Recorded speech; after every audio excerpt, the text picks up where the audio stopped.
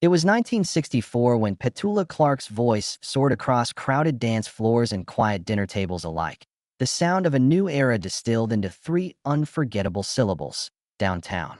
Yet behind that golden hit lay a life marked by hardship, heartache, and near-fatal tragedy. Long before she became the British chanteuse adored by millions, Petula Helene O'Neill endured bomb-blasted streets of wartime London, watched her father vanish in the Blitz, and learned songs on her battered family piano so that she and her mother could scrape by. Tonight, you'll discover how a childhood forged in rubble led to superstardom, and how love and loss would shadow her every encore. Section 1.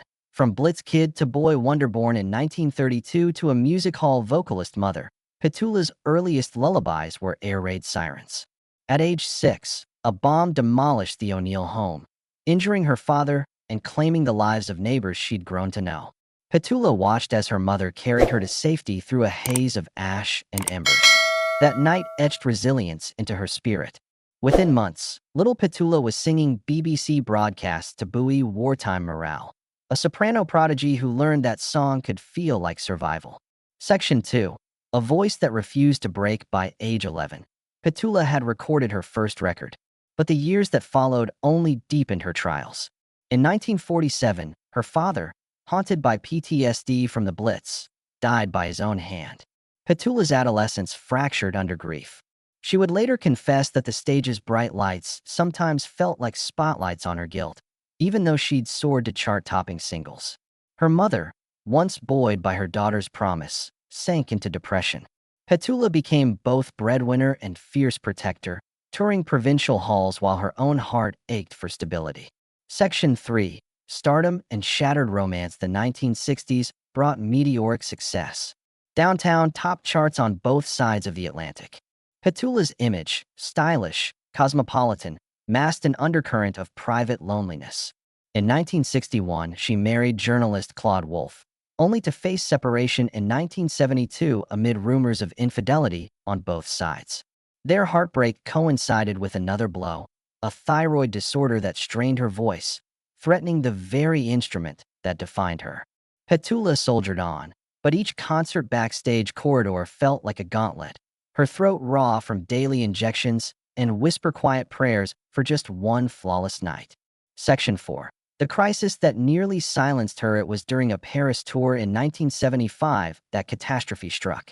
Petula awoke mid-concert unable to find her pitch. A crippling laryngitis turned sudden paralysis of her vocal cords. Doctors warned she might never sing again. Fans gasped at empty seats and canceled dates. Tabloids predicted her swift farewell. Yet in a private hospital room, Petula's tears swelled with fury and fear. She vowed to fight for her voice as fiercely as she'd survived the Blitz. Months of vocal therapy, liquid diets, and experimental surgeries followed. Each session tested her will. One false note could have doomed her career.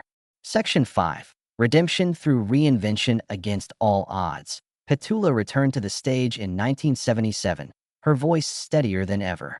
Audiences who remembered her silky highs now heard a richer, world-worn timbre, proof that survival can deepen artistry.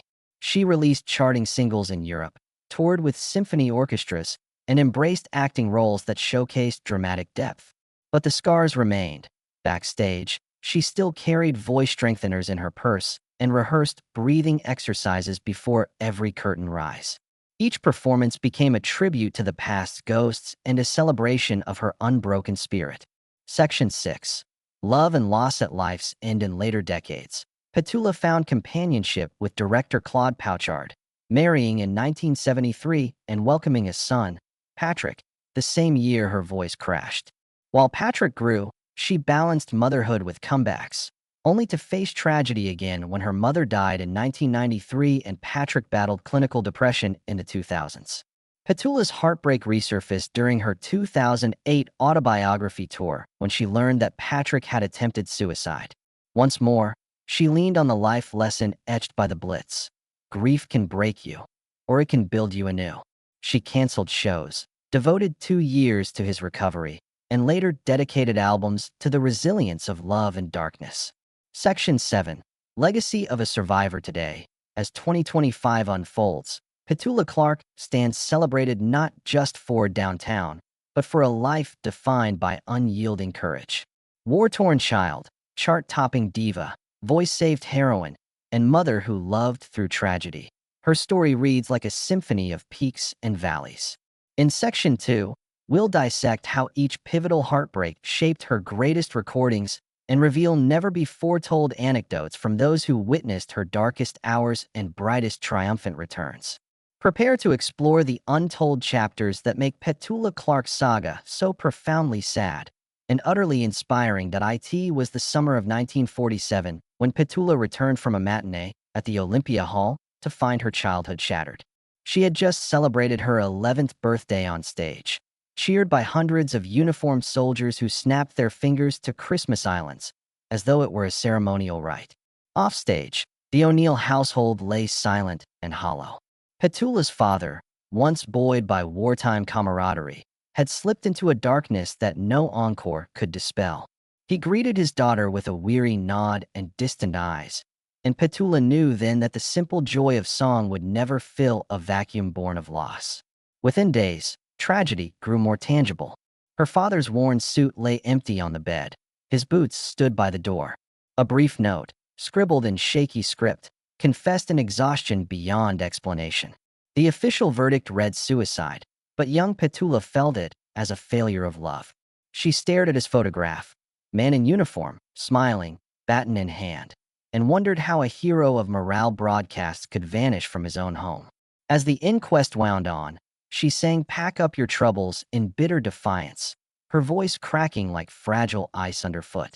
Each broadcast over the BBC carried her father's echoes, every note both tribute and indictment. Suddenly the stage became her refuge and her trial. At 12, she was swept into a punishing touring schedule, performing for British troops stationed in West Germany, then parading through provincial theaters back home. Fellow performers looked at her with a mixture of awe and pity. Promoters treated her as both prodigy and tragedy, billing her as Britain's bravest songbird.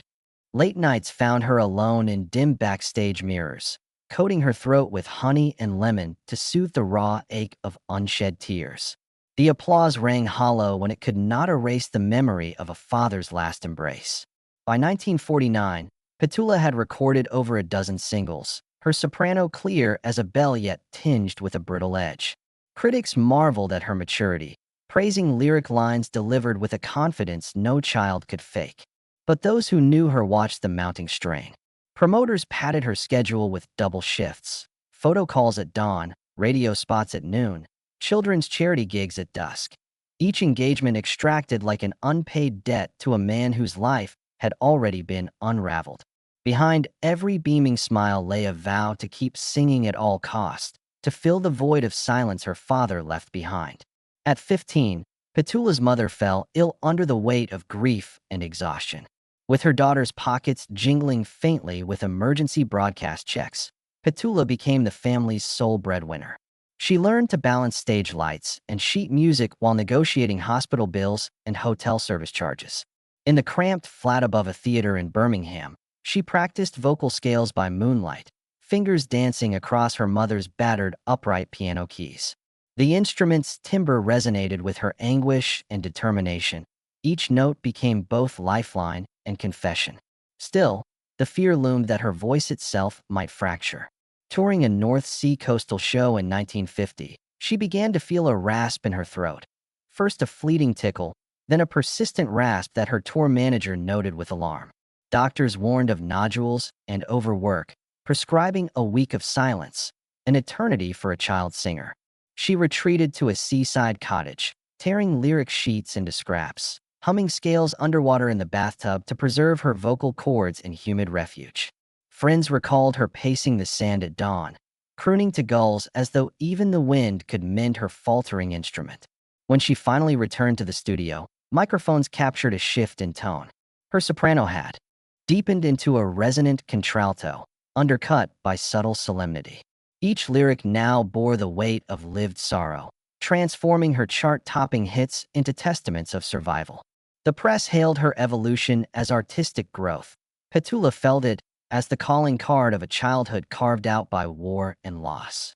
Where once her notes danced in carefree melody, they now lingered in hushed reverence, and the world listened, riveted by the juxtaposition of youthful poise and bittersweet maturity. Through it all, Petula Clark refused to let her voice break on the rocks of tragedy. She emerged from her father's disappearance and her mother's illness not as a wounded child, but as a refined performer whose every breath carried a story. In that crucible of grief and ambition, she forged an instrument that both comforted and confronted the human heart.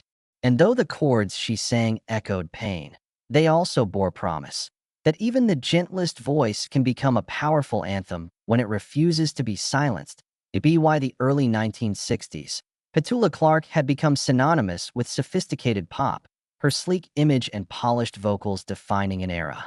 Downtown sailed to #1 in the United States, and she found herself faded on the stages of Carnegie Hall and Olympia, Paris. Yet behind the rehearsed smiles and couture gowns, her personal life felt increasingly unmoored. In 1961, at the height of her fame, she married Claude Wolff, a Paris-based journalist whose easy charm and cultured manner initially seemed a perfect foil to her celebrity. Their London wedding was a glamorous affair, with socialites and music executives gathered beneath crystal chandeliers. Petula glowed in a satin gown trimmed with lace, but even in that moment, the demands of her profession tugged at her attention. Within weeks of the nuptials, she was back on tour, her new husband trailing behind on a whirlwind schedule of radio spots, late-night television appearances, and sold-out concerts. Their early years together balanced glamour and exhaustion. Claude charmed her fans in magazine interviews, describing their romance as a celebration of cultural exchange. Briton meets Frenchman, songbird meets storyteller. Yet the whirlwind soon revealed its costs. While Petula performed 5 or 6 sold-out dates a week, Claude struggled to find steady footing.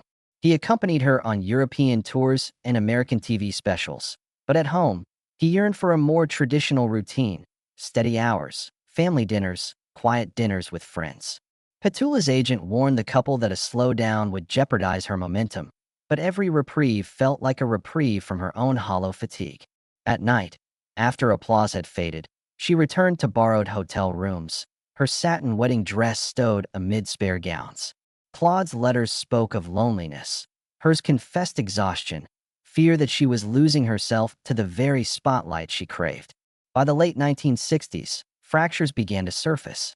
Tabloids insinuated that Claude's cafe lunches with colleagues ran late into the evening, while Petula's back-to-back recording sessions left her vulnerable to late-night liaisons with songwriters and producers.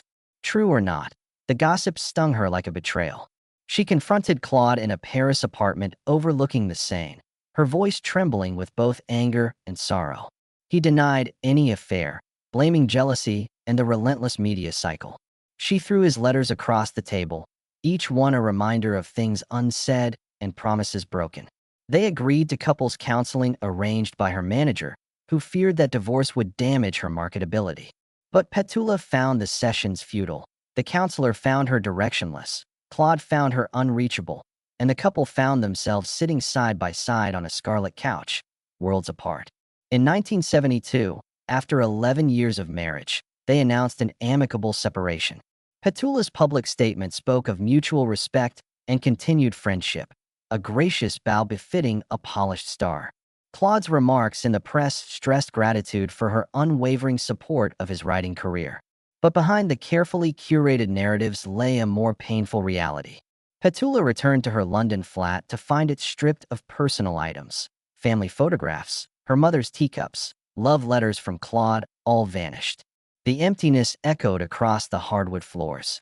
She sank into a realm of self-doubt, convinced that her ambitions had cost her the most important relationship of her life. Compounding the heartbreak was a diagnosis she never anticipated. In the months leading up to their separation, doctors detected a thyroid disorder that threatened vocal cord function. Whispers of nodules and potential surgery spread through the corridors of Abbey Road studios and EMI offices. Petula refused to cancel sessions. She completed holiday specials in Munich and New York with safe injections of corticosteroids that dulled both inflammation and vitality. Yet every note felt mechanical, every phrase fragile as spun glass. She carried a tube of throat spray wherever she went, administering puffs before each sound check. Fans noticed that her once crystalline timbre now contained a husky undercurrent, as though each breath bore the weight of unspoken grief. Her resilience was tested most painfully during a European tour in 1973. Midway through a sold-out date in Stockholm, she opened her mouth to sing the opening line of My Love, only to be met by a rasping whisper. The audience murmured confusion. Her band halted in near silence. Petula clutched the microphone stand, her knuckles white. She forced out a few more notes before bowing deeply and retreating backstage. In her dressing room, she collapsed onto a chaise longue and wept for the future she once cherished. Claude learned of the incident secondhand via wire services in Paris. He reached out to offer support, but Petula, consumed by guilt and exhaustion, withdrew.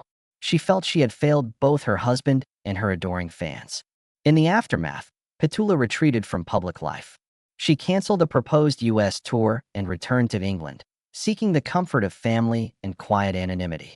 While radio stations kept downtown spinning, she submerged herself in voice rest, nutrition regimes, and experimental therapy administered by pioneering ENT specialists. Each morning, she dialed Claude, her voice softer over the wires. He encouraged her to consider permanent retirement. She bristled at the suggestion, but knew her marriage could not withstand another crisis. The dissolution of their union crystallized in paperwork filed quietly in London, finalizing the end of an era as bittersweet as any ballad she had ever sung. Through shattered romance and faltering health, Petula Clark emerged more cautious, yet infinitely wiser.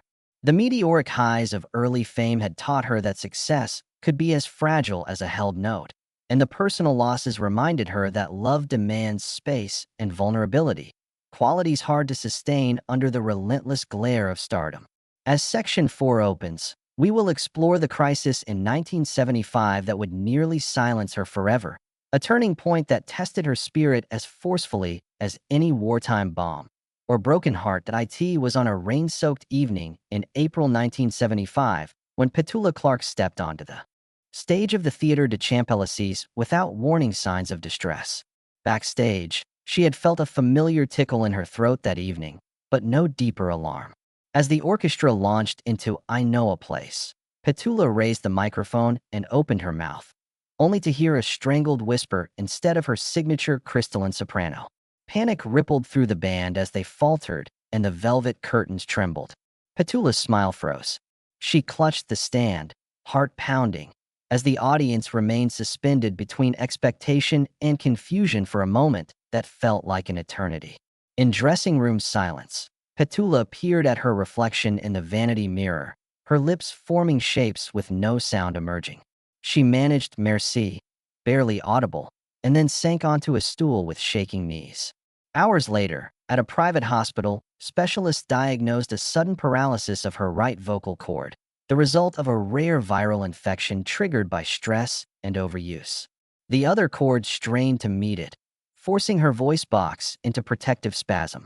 Doctors warned that without prompt intervention, scar tissue would seal her larynx into a permanent whisper. The news struck her like a second bomb blast, reminding her of childhood losses that threatened to silence her forever. Determined not to surrender her gift, Petula embarked on an exhausting regimen of vocal therapy and experimental treatments. She spent long days with an ENT surgeon monitoring her injury, followed by evenings of delicate vocal exercises guided by a pioneering phoniatrician.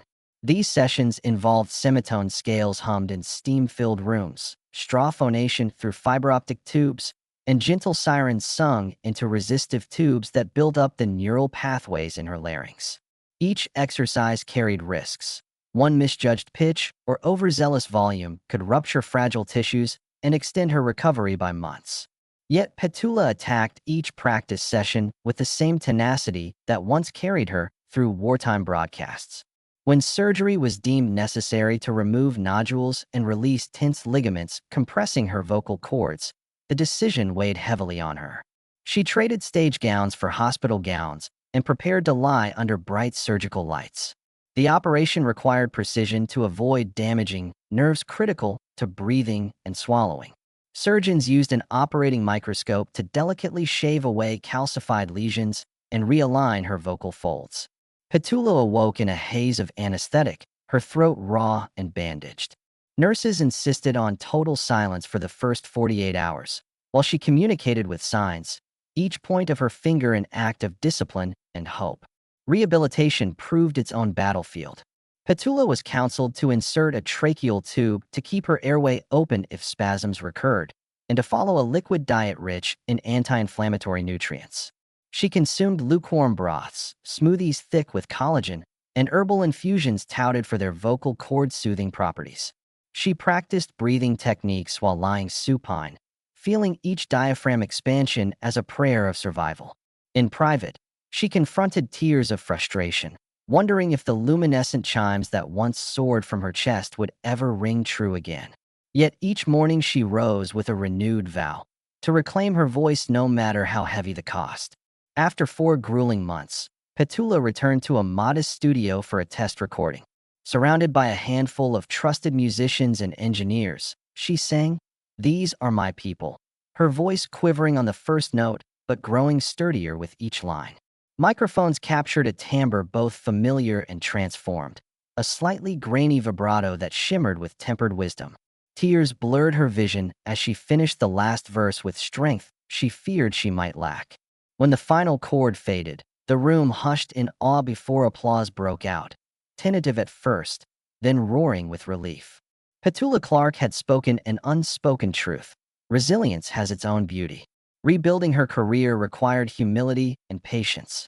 Her first intimate comeback at a small Parisian club in late 1976 drew just 50 listeners, but proved transformative. She performed stripped-down torch songs that highlighted the new resonance in every breath. Critics applauded her mature timbre and emotional honesty. In that hushed space, Petula realized resilience had enriched her art and carried her. She returned to the public eye in 1977 with a resolute determination that surprised even her staunchest admirers. No longer did she pursue mass audience spectacle. Instead, she crafted intimate performances that honored both her past triumphs and the near-fatal hiatus that had threatened them. In a small London jazz club that spring, she debuted new arrangements of her classics, Downtown, I Know a Place, and Call Me, stripped of lush orchestration and reimagined as smoky ballads. Each song unfolded slowly, allowing her breathing to guide the melody and her timbre to bloom with tempered depth. Patrons who once scuttled at the first faint rasp now sat enraptured by the soul-bearing resonance that layer upon layer of adversity had conferred. What followed was a European tour less focused on filling stadiums and more on forging genuine connection. From a cavernous opera house in Vienna to a candlelit chapel in Siena, Petula tailored each set list to the venue's character and the audience's sensibility. Critics noted the unusual intimacy of these shows, quoting reviewers who wrote, "Clark doesn't just perform songs, she confesses truths." A German magazine editor observed that the hushed reaction on the first note resembled prayer more than applause. At each stop, she spent extra time in meet and greets, listening to fans' own stories of heartbreak and healing. These exchanges reaffirmed that her voice, once equated with carefree glamour, now served as a vessel for collective catharsis.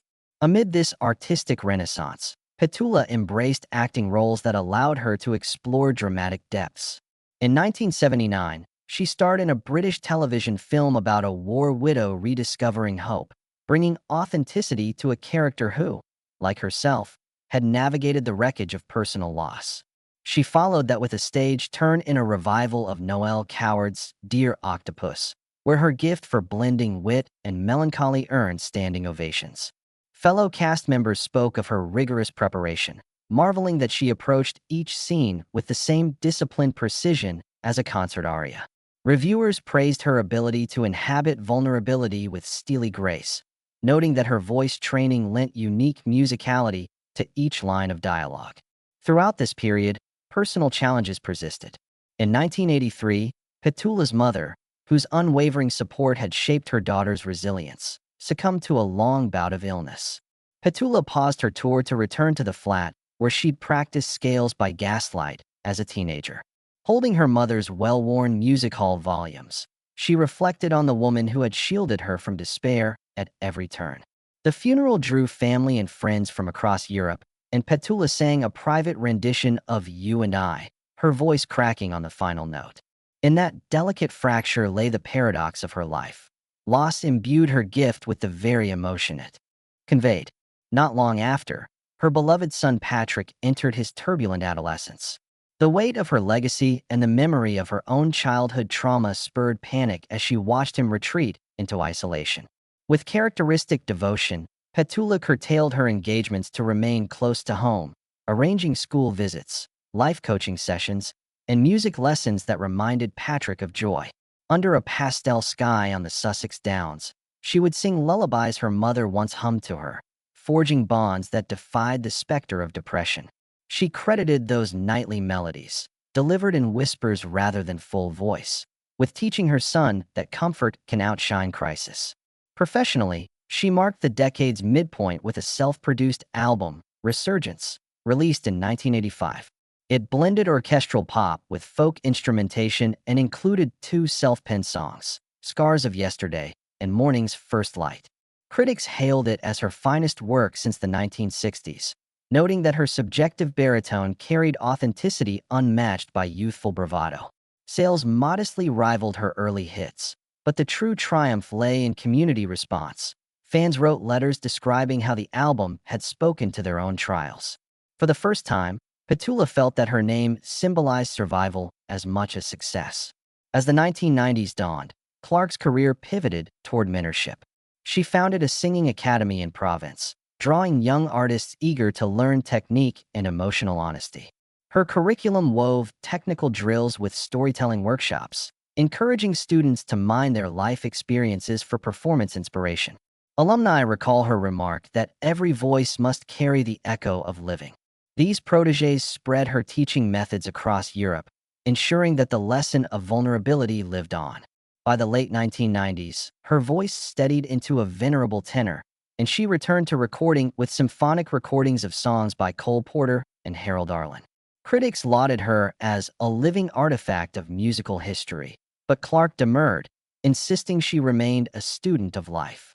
She embraced symposium panels on vocal health, sharing techniques that had saved her career, and wrote a memoir, Voice of Resilience, that wove personal narrative with practical guide. Readers responded with gratitude for her candor, many citing the book as inspiration to face their own health battles. Through every reinvention, from chart-topping pop star to dramatic actress and cherished mentor, Petula Clark carried the lessons of her darkest hours in her phrasing and presence.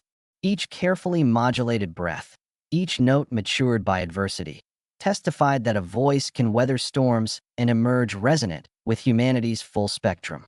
As Section 6 approaches, we'll explore her final decades of triumph and how, even in retirement, the tragedy that once threatened to silence her became the wellspring of a legacy that refuses to fade. In the years after her academy's success, Petula Clark's voice settled into a reassuring timbre that still carried the echoes of wartime bravery and personal trial. In 2000, she celebrated her 68th birthday with a sold-out concert in London's Royal Albert Hall, her encore of Downtown greeted by a standing ovation that swept over generations. Grandparents remembering her wartime broadcasts, grandchildren swaying to the rediscovered anthem of urban joy. Critics praised how each phrase bore the marks of a life fully lived, not polished into perfection, but rendered precious by resilience. Despite the accolades, personal sorrow shadowed her final chapter. In 2005, her son Patrick, now a father himself, relapsed into depression. Petula canceled a scheduled tour in Asia and flew to Portland, where she and Claude Wolfe, reunited in friendship, cared for Patrick alongside mental health professionals. She later described that time in interviews as an echo of the nightmares I first faced as a child. Yet she found strength in the knowledge that trauma need not define a life, only inform its compassion. Patrick eventually regained stability, crediting his mother's unwavering presence and the lullabies she sang at dawn with guiding him back from despair. In 2008, Petula received an OBE for services to music and mental health advocacy. At the ceremony, she wore a simple navy dress and carried her mother's cameo brooch, a symbol of the woman who first taught her that song could heal. In her acceptance speech, She spoke not of chart positions, but of the power of art to bridge human suffering. We sing to remember, to mourn, and to celebrate one another, she said. If my voice has ever given someone comfort, then every trial has been worth it. The following year saw the publication of her second memoir, Echoes of Resilience, in which she reflected candidly on the grand guignol of her life. A childhood amid bomb craters, a father's suicide, a broken marriage, a near-fatal vocal paralysis, her mother's death, her son's struggles, and the unceasing challenge of loving through chaos. Readers responded with thousands of letters, sharing their own stories of survival. Petula established the Clark Foundation, a nonprofit dedicated to supporting artists coping with mental health crises and vocal injuries. Grants funded emergency vocal therapy for choristers, counseling for touring musicians, and scholarships for children of performers who faced financial hardship during illness. The foundation became her proudest legacy, a monument to the principle that artistry and empathy are inseparable. On stage, Petula continued to surprise. In 2010, she debuted a collaborative show with the Chinook Orchestra, Europe's first majority Black and minority ethnic classical ensemble, at the Royal Festival Hall.